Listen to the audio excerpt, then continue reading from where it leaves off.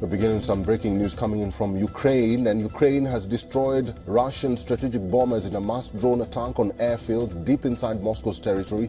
The operation carried out by Ukraine's security service targeted 4 airfields in what could be the most damaging drone strike of the 3-year war. Now, footage from Belaya Base in Siberia shows rows of Russian strategic and nuclear bombers burning, while heavy plumes of black smoke can be seen rising above Olenia Airbase in the Arctic. Russia moved its expensive bombers thousands of miles from the front lines to get them out of range of Ukraine's drones. Drones also targeted the Ivanovo Airbase northeast of Moscow and Diaghilevo base south of the capital. A huge explosion has also rocked the Russian Arctic city of Severomorsk, which is home to the Northern Fleet's main naval base. Although the damage is not yet clear, Russia is yet to respond to the drone strikes. The simultaneous strikes raise questions about the range at which Ukraine can carry out such sophisticated attacks. The fresh assault comes after a wave of bombings targeting Russian railway lines overnight, which derailed trains and killed at least 7 people.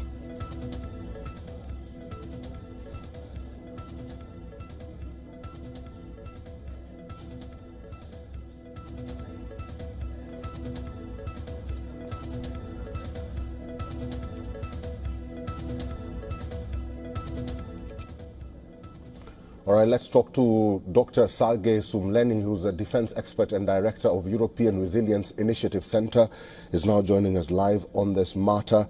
The governor of Irkutsk region has just issued a statement. I'll read part of the statement. He says that this is the first time Siberia has been hit. One drop was at an old building. The exact number of UAVs has not yet been counted. Operation and security services have been pulled to the scene, and he's asking people not to panic.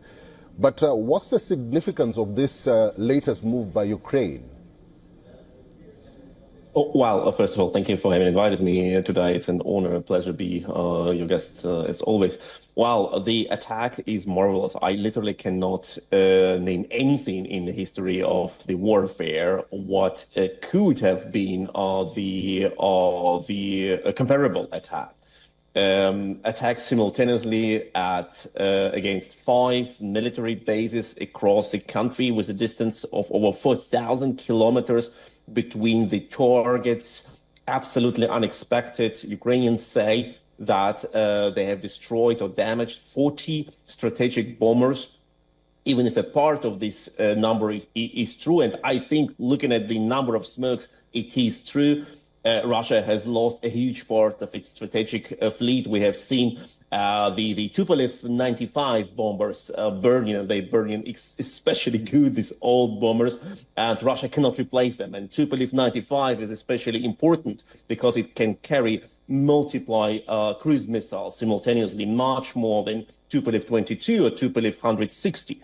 And Russia needs to saturate Ukrainian air defense with their cruise missile strikes. So when Tupolev 95 are out of the game, Russia cannot mass strike Ukraine. And I need to show you, like, this is literally the 10-inch drone. Exactly with these drones we supply the Ukrainians, and this is the drone which costs like 400 to 500 euro. And in the hands of the Ukrainian SBU, not our drones, unfortunately, but similar drones, could destroy weapons of mass destruction, million dollar per unit bombers, which can kill thousands of people. They have been like just knocked out by these small toys, and that is absolutely amazing. Some people say it's Pearl Harbor. I argue it's not Pearl Harbor. Pearl Harbor was an unprovoked aggression and led, after all, for destruction of Japanese military. This is much more a battle of Yavin, the rebels attacking a Death Star with small power, with small forces, attacking a terror weapon which allows the empire to terrorize the whole galaxy. That is literally the battle of Yavin. What happened before, only in Hollywood, happens now in reality. Dr. Sumleni, let me ask you this then.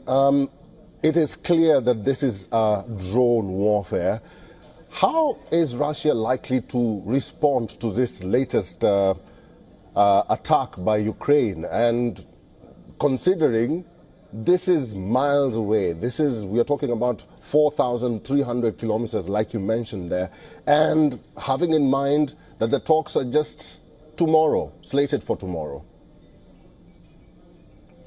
Well, first of all, I think that we need to separate two things. Does Putin need to save his face in front of his own military? Yes, maybe. Will he do it? We don't know.